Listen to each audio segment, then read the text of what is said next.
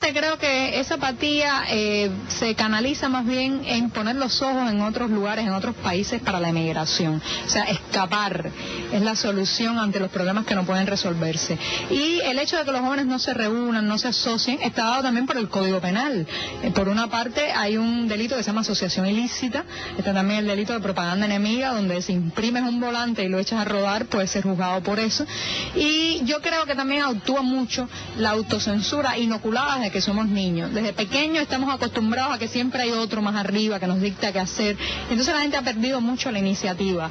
Y eso en la juventud actual se ha traducido en indiferencia y apoliticismo, ¿no? ¿Y cómo se inocula desde chicos ese miedo o esa autocensura? Eso es un proceso muy lento, muy integral. En la escuela, por ejemplo, los niños aprenden rápidamente qué deben decir frente a la maestra y qué solamente se dice en la intimidad de la familia. Ese proceso de adquirir la máscara convierte a la mayoría de los cubanos en expertos simuladores. En el aula de mi hijo, por ejemplo, los niños son evaluados por 10 puntos, entre los que se encuentra el número 6 es participación en las actividades patrióticas y políticas, exactamente dicho así. En el aula de mi hijo, por ejemplo, hay 6 fotos de Fidel Castro, ¿no? Entonces, a mí me gustaría una educación mucho menos ideologizada, sin ideologización realmente me gustaría, pero no puedo cambiar porque inmediatamente dice, sí, pero es gratis, así tienes que aceptarla, ¿no? Bueno, ese fenómeno de la máscara, te digo, más allá de lo que sucede aquí políticamente, es un fenómeno psicológico realmente muy intenso, ¿no? Tener esa doble personalidad permanente. Sí, es el instinto de conservación. O sea, el instinto te dice que para preservar a tu familia, para preservarte, debes aplaudir. Bueno, pues adelante, mucha gente aplaude, ¿no? Entonces se torna bastante irresponsable y bastante arriesgado pasar la línea y decir un momento, no estoy de acuerdo, ¿no? Y respecto de la vida cotidiana, ¿cómo es hoy en Cuba? A ver, ¿cuáles son los problemas o el orden de prioridades? Porque hablamos mucho, quizás lo que más nos impacte desde afuera es la falta de libertad, de las libertades más básicas, ¿no? A pensar y a decir lo que uno piensa, pero también hay muchas otras restricciones que tienen que ver con la alimentación, la calidad de vida, la crisis habitacional. Entre las grandes demandas que tiene en estos momentos el pueblo cubano, creo que la que está en orden de prioridad es la erradicación de la dualidad monetaria, el absurdo económico de ganar el salario en una moneda que no te sirve para comprar lo que necesitas para vivir. Eso es por un lado. Por otro, creo que las libertades económicas, el deseo que tiene la gente de este país, que son además gente muy creativa, gente talentosa, de crear pequeñas y medianas empresas, cafeterías, bares, restaurantes, hostales, donde puedan desarrollar toda esa inventiva tan cubana, ¿no?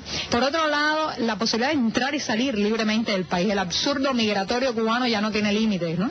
Y la gente quiere poderse reunir con su familia a ambos lados del estrecho de la Florida sin tantos controles, sin tantas limitaciones. Por otro lado, creo que también está el tema de las libertades ciudadanas, que es en el plano personal lo que más me afecta. Y todo está marcado por eso, por la falta de derechos en general de expresión y de la posibilidad del ciudadano de decidir cosas de la vida política, social y económica de su país, ¿no?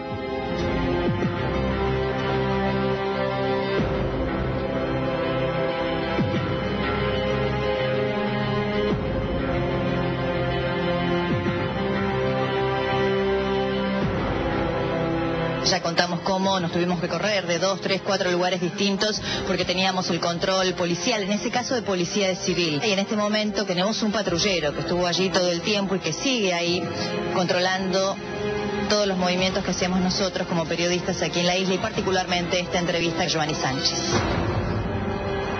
Y desde el punto de vista político, ¿qué vislumbras para el futuro de Cuba? Creo que vienen años muy difíciles. La situación económica está en el piso, la productividad es increíblemente baja, la fragmentación social y la sociedad civil están muy colapsadas, ¿no? Por otro lado, hay ciertos resentimientos que se han ido acumulando, agotamiento de la gente ante cualquier proyecto, rechazo a cualquier idea que se pueda parecer a lo que ya vivimos.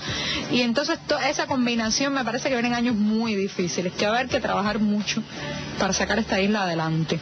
También hay algo que quizás es difícil de entender desde algún otro lugar, que es esta imposibilidad de la gente de, yo me preguntaba, reunirse cientos de miles de personas y clamar pacíficamente por sus derechos, por ejemplo. El problema es que el gobierno tiene el monopolio de los medios informativos, no solamente los medios informativos, sino los medios de comunicación en su totalidad.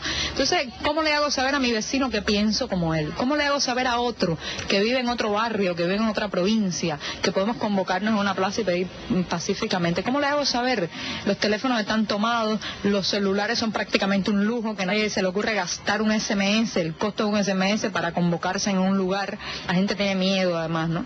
Y no es posible tener 10 segundos en la televisión para decir, mañana nos vemos para una protesta ecológica, ¿bien?, en un parque céntrico de La Habana, o vamos a pedir para una limpieza en la bahía. No, eso no es posible, ni siquiera esa demanda es muy popular. La gente tiene miedo a asociarse. Además, ahí en el Código Penal figuras delictivas como la asociación ilícita que paraliza mucho, ¿no? Hay dos casi emblemas de la revolución que son la salud y la educación. ¿Esto realmente funciona de ese modo? Bueno, mira, esas son las llamadas joyas de la corona y tuvieron su mejor momento cuando el subsidio soviético permitía mantenerlas.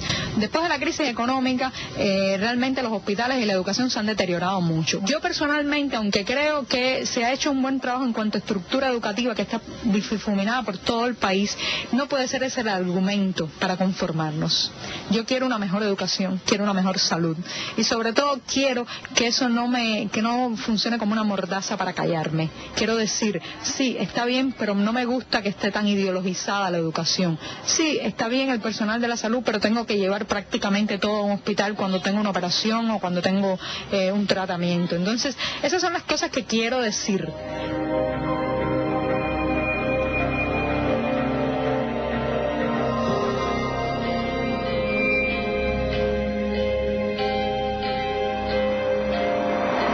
Y yendo un poco al plano personal, Joanny, en tu caso que, bueno, te has convertido en alguien conocido y peligroso, podríamos decir, para el régimen, ¿cómo es tu vida cotidiana? Mi vida cotidiana ha cambiado un poco desde que comencé a escribir mi bitácora Generación Y, pero básicamente soy una persona que se mueve en el mundo de la ilegalidad, porque prácticamente en Cuba todo es ilegal, ganarse la vida es legal. Soy freelance, doy clases de español para extranjeros que capturo en la calle, les explico, quiere recibir unas clases, quiere que te enseñe mi ciudad, y así tengo autonomía económica, lo cual es muy importante para mi autonomía ideológica del Estado. Por otro lado, tengo un hijo, tengo un esposo, una casa, cada día se me consume mucho tiempo también en las colas. Los cubanos permanentemente esperamos por algo, por el pan, por los huevos, por el transporte. Y bueno, pues mi vida es una rara combinación de una vida virtual que habita en Internet, donde soy libre, leída por millones de personas, y por otro una vida real, que es un poco a ras de suelo, ¿no? ¿Y el acceso a Internet en tu caso cómo es? El acceso a Internet lo tengo que hacer en lugares públicos. Los cubanos no podemos contratar una conexión a Internet doméstica para tenerla en casa. Entonces tengo que salir a un lugar público, puede ser un hotel, un cibercafé, a postear mis textos. Paralelamente a eso, desde marzo del 2008, el gobierno cubano bloqueó mi bitácora hacia el interior de la isla, lo cual ha hecho más difícil la labor de actualizar. Para eso necesito personas en todas partes del mundo que me ayuden a colgar mis posts cada semana. Respecto de tu blog particularmente y de los premios que has recibido, contame cómo fue la comunicación, qué premios ganaste y si pudiste ir a recibirlos y dónde era que tenías que ir eventualmente. Sí, en abril me levanté un día con la sorpresa de que me había ganado el prestigioso premio Ortega y Gasset en la categoría de trabajo digital. Fue realmente una gran alegría para mí, no me lo esperaba. No esperaba que desde mi bitácora, donde contaba las crónicas de una ciudadana del tercer milenio en una ciudad como La Habana, fuera a generarme un tan prestigioso galardón. Tenía que haber estado el día 7 de mayo en la ceremonia que se iba a hacer en Madrid para la entrega de los premios. Lamentablemente el gobierno cubano no me dio el permiso de salida. Los cubanos necesitamos una autorización para viajar fuera de nuestro país. A mí me ha sido negada en 2 ocasiones ya. Lo lamento, pero en general creo que al final puedo salir y viajar mucho con mi blog.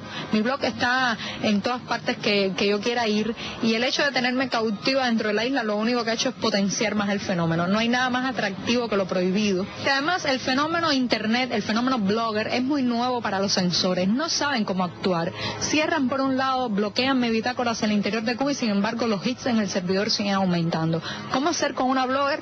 Nadie sabe porque son muy escurridizos. Y de veras me siento muy feliz de haber encontrado una grieta en el muro y saber que es una grieta que será muy difícil de cerrar. Muchísimas gracias, Joanny.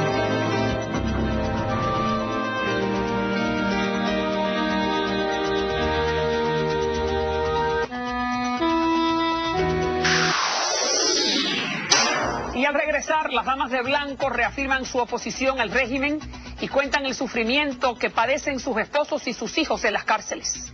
Y también una de las disidentes más controversiales de Cuba, la neurocirujana Hilda Molina, abre las puertas de su casa bajo la estricta vigilancia de la policía.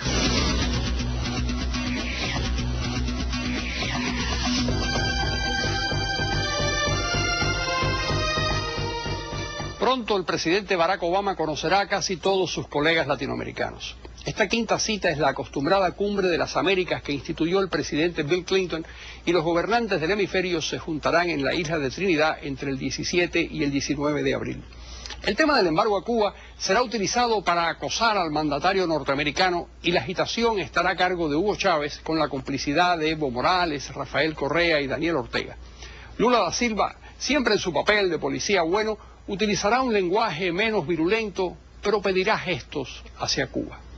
Mientras tanto, el primer ministro de Trinidad, Patrick